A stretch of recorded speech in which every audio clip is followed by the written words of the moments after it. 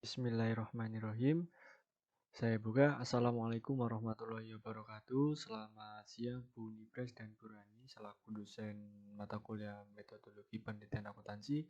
Kami dari kelompok 8 akan menjelaskan tentang penelitian eksperimen. Sebelum masuk ke materi, perkenalkanlah anggota dari kelompok 8. Yang pertama ada Anissa Rinda Hidrayanti Putri dengan NPM 033. Yang kedua ada Anggun Sukma Putri dengan NPM 036. Yang ketiga ada Martania Dwi Hapsari dengan NPM 051. Dan yang terakhir yaitu saya sendiri, yaitu Khairul Anam dengan NPM 4136. Oke, untuk subbab materi hari ini tentang penelitian eksperimen, kita akan mempelajari 5 subbab. Yang pertama ada rumusan masalah, yang kedua ada teori dan konteks, yang ketiga ada desain eksperimental, yang keempat ada pertukaran validitas, dan yang kelima yaitu penelitian kuasi eksperimental. Oke, yang pertama yaitu kita memasuki definisi terlebih dahulu. Nah, definisi di sini menurut Abdul Khalik dan Azinkia pada tahun 1979 memberikan definisi yang tepat tentang alam eksperimen, di mana peneliti memanipulasi satu atau lebih variabel dengan subjek yang ditugaskan secara acak ke berbagai kelompok. Nah, grup-grup ini atau kelompok-kelompok ini menerima kombinasi variabel yang berbeda atau yang disebut pelakuan. Di beberapa kasus, kelompok kontrol mungkin ada yang tidak menerima perawatan tersebut.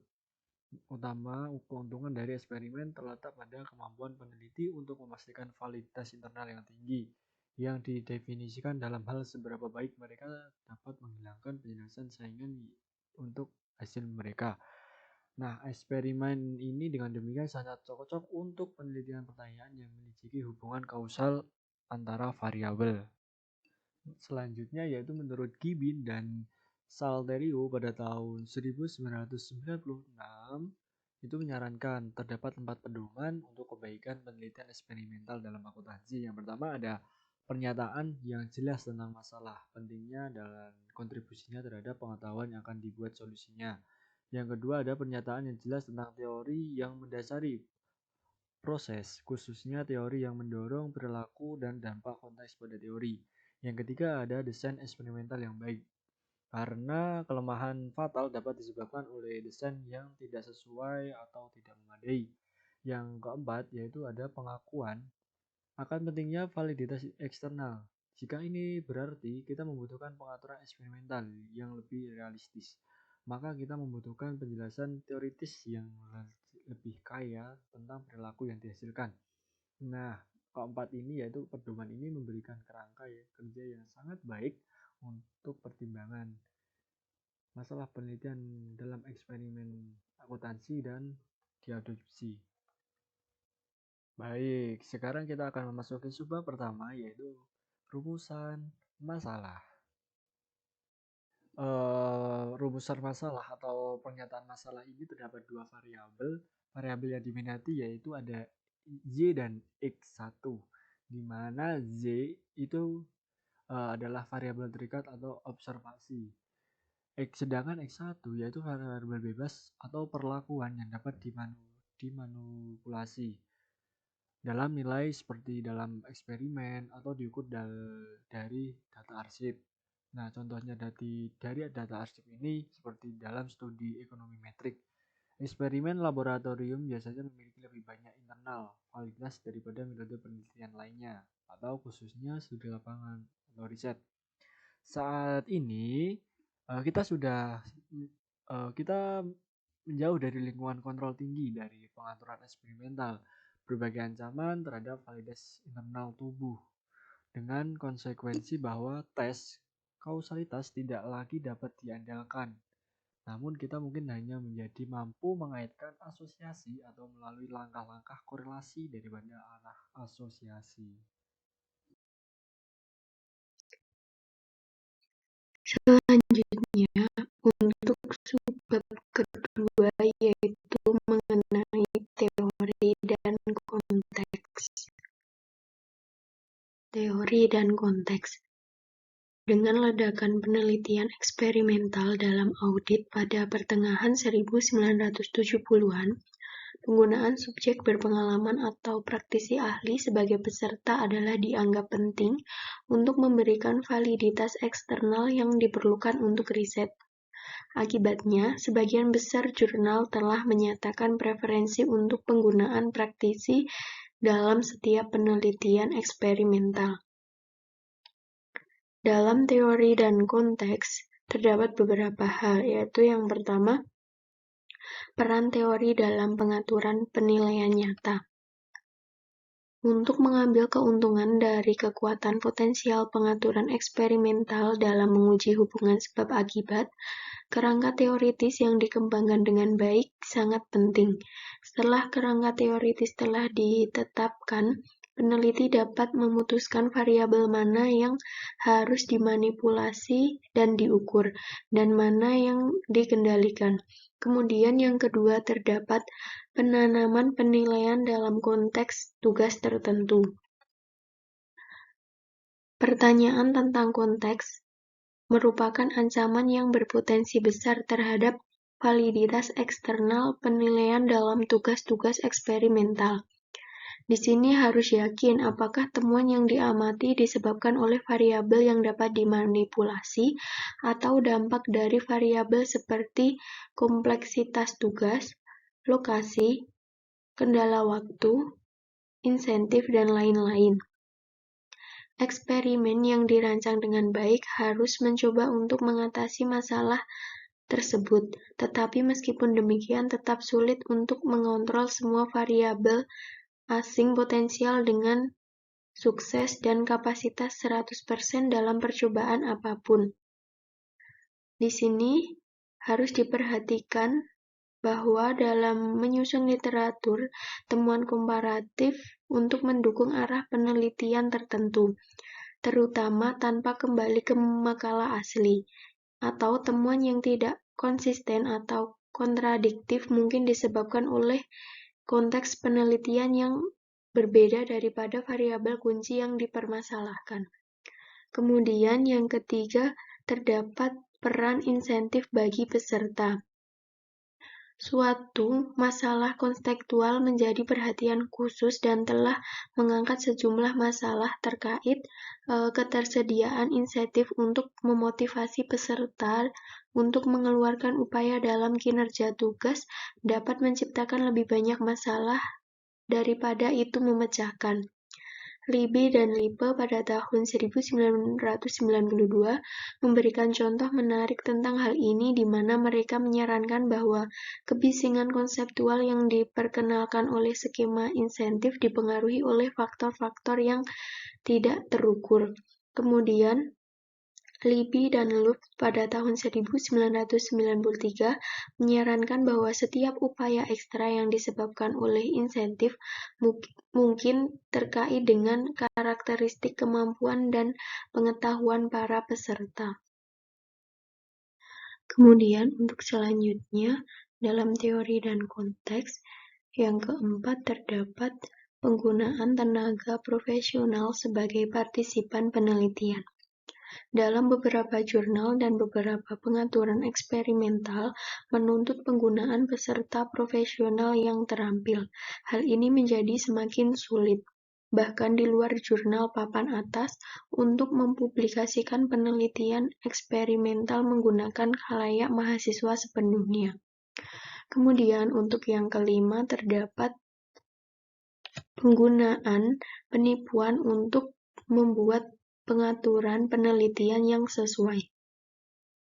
Fakta bahwa subjek ditempatkan dalam pengaturan laboratorium dapat menciptakan efek yang menghasilkan hasil yang tidak akan muncul di luar pengaturan eksperimental. Hal ini dapat terjadi karena berbagai alasan, termasuk di mana subjek dapat mengadopsi sikap di mana mereka mencoba untuk menyenangkan peneliti. Menurut Weber dan Cook pada tahun 1972 dan Szczepanski et al. Pada tahun 1992 melaporkan situasi di mana peserta dalam eksperimen ingin membantu eksperimen dengan tampaknya mencoba untuk memberikan apa yang diharapkan dari mereka. Dalam keadaan seperti itu, mungkin perlu untuk menipu subjek mengenai tujuan percobaan, sehingga mereka tidak mengetahui hasil prediksi dari penelitian untuk memberikan hasil yang valid. Untuk subbab yang ketiga, yaitu mengenai desain eksperimental. Di sini terdapat Trotman pada tahun 1996 mengikuti Campbell dan Stanley pada tahun 1963 dan Libby pada tahun 1981 menyarankan sejumlah alternatif sederhana. Sejumlah alternatif sederhana dalam desain eksperimental diantaranya yaitu yang pertama, desain kelompok kontrol hanya pasca tes. Subjek secara acak ditugaskan untuk perawatan, yaitu untuk berbagai tingkat variabel independen atau penjelas. Kemudian untuk dua tingkat variabel independen, X1 dan X2, salah satunya mungkin kelompok kontrol tanpa pengobatan, dan dua hasil yang sesuai yang diamati, seperti halnya 001 dan 002. Kemudian untuk desain eksperimental yang kedua yaitu desain kelompok kontrol prates atau pasca tes. Di sini, subjek diukur untuk melihat bagaimana mereka berkreasi terhadap perawatan berturut-turut, tetapi kali ini desain eksperimental sebelum dan sesudah digunakan yang memungkinkan desain penelitian untuk mengontrol perbedaan individu. Dalam desain kelompok kontrol prates atau pasca tes, meskipun keuntungan dari kontrol perbedaan individu, penggunaan berulang dari individu yang sama untuk perawatan berturut-turut juga menyebabkan masalah potensial, seperti halnya mungkin ada efek belajar serta efek urutan. Kemudian untuk yang ketiga terdapat desain faktorial antara mata pelajaran. Nah, di sini melibatkan variasi simultan dari dua atau lebih perlakuan atau variabel penjelas, sehingga kita dapat memantau dampak terpisah mereka pada dependen variabel dan setiap efek interaktif potensial antara variabel penjelas, yaitu sejauh mana setiap hubungan bersyarat seperti perlakuan X1.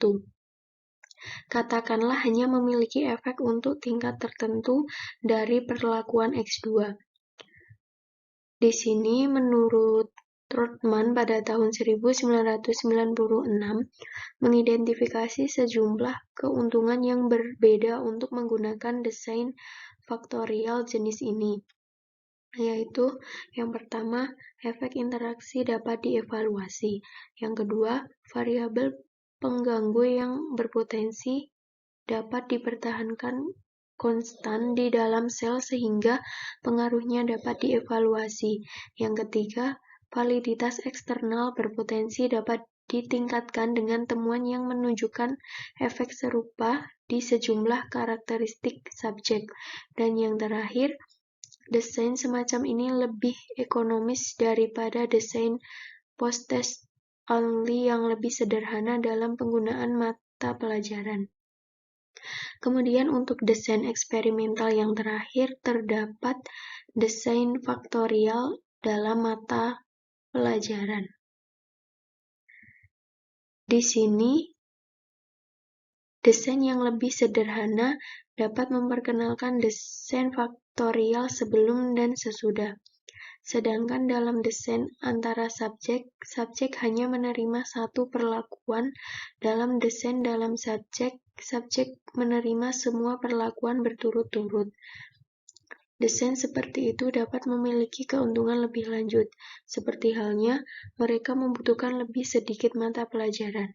Yang kedua, kekuatan statistik dari hasil berpotensi lebih besar karena kontrol yang secara implisit diperkenalkan untuk karakteristik individu dengan asumsi bahwa karakteristik individu tidak berubah secara signifikan antara perawatan yang berurutan.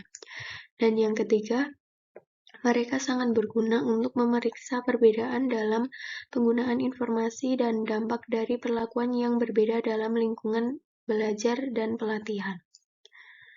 Di sini terdapat sejumlah kerugian juga yang berpotensi serius terkait dengan desain penelitian yang telah diidentifikasi oleh Brownell pada tahun 1995 dan Trotman pada tahun 1996.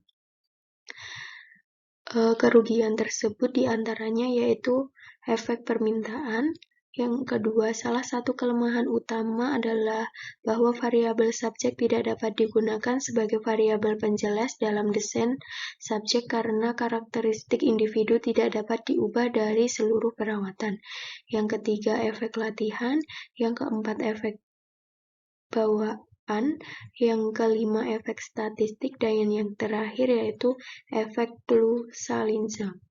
Nah, di sini hampir seluruh variabel lain yang berpotensi berpengaruh mengancam validitas internal, dan ini harus ditangani dengan melakukan beberapa bentuk kontrol. Di antaranya yaitu terdapat kelompok kontrol, pengacakan, memegang konstan, pencocokan, penyeimbangan, dan mengabaikan variabel. Kemudian,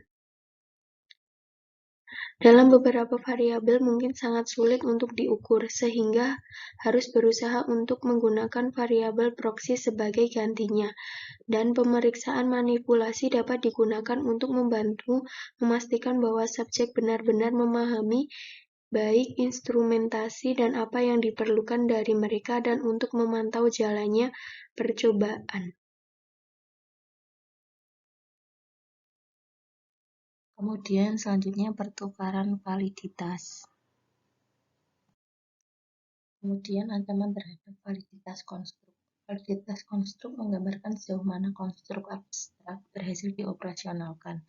Definisi ini mencakup baik sejauh mana konstruksi diukur andal dan sejauh mana mereka memberikan langkah-langkah yang secara efektif menangkap esensi abstraksi. Kemudian menurut Nunnally tahun 1978 menjelaskan 3 aspek membangun validitas konstruk.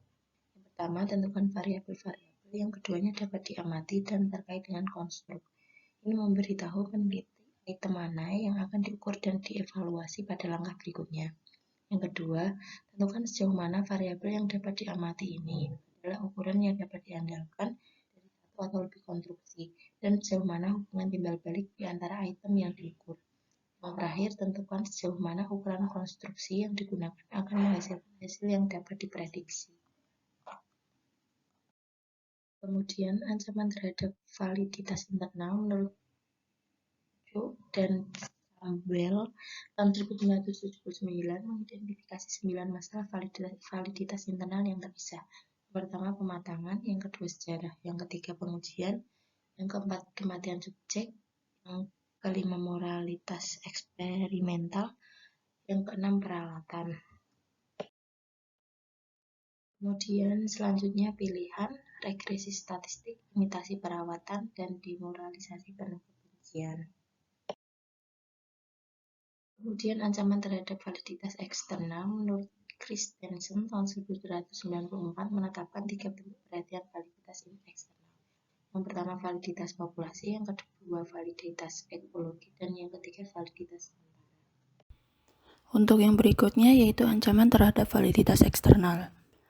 Brownell pada tahun 1995 mengidentifikasi 3 ancaman validitas eksternal yang lebih lanjut, yaitu yang pertama, interaksi pengobatan atau seleksi, lalu ada interaksi pengobatan atau pengaturan, dan yang terakhir yaitu interaksi pengobatan atau pengobatan.